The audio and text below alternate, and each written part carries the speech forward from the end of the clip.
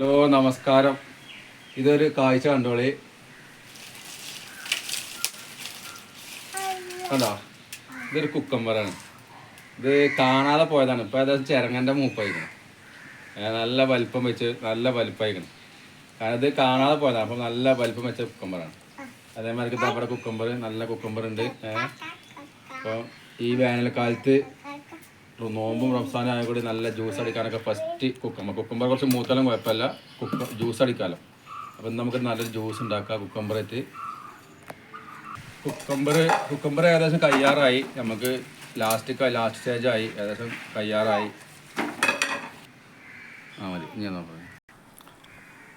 Hello, ഇത് കണ്ടോ, ഇത് കൈപ്പങ്ങ കുഴിച്ചിടാതെ ഉണ്ടായ കൈപ്പങ്ങയാണ്. ഇപ്പോൾ ഏകദേശം വള്ളി വീശി തുടങ്ങി. വള്ളി വീശി കക്കരിക്കൻ്റെ മരട്ടിൽ തന്നെ ആ പന്തൽമക്കനെ കയറി പോവാണ്. അപ്പോൾ നമ്മൾ ഇതിപ്പോൾ കുഴിച്ചൊന്നും ഇട്ടിടല്ലോ, അപ്പോൾ ഒരു എങ്ങനെയൊക്കെ ഉണ്ടായതാണ്.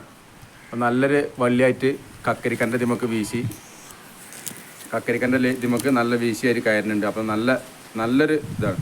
അപ്പോൾ ഇനി നമുക്ക് ഇതിമക്ക് ഇന്ന് കുഴിച്ചിടേണ്ട ആവശ്യമില്ല. ഈ കൈപ്പങ്ങ തന്നെ ഉണ്ടാവും, വെറുതെ ഉണ്ടായതാണ്.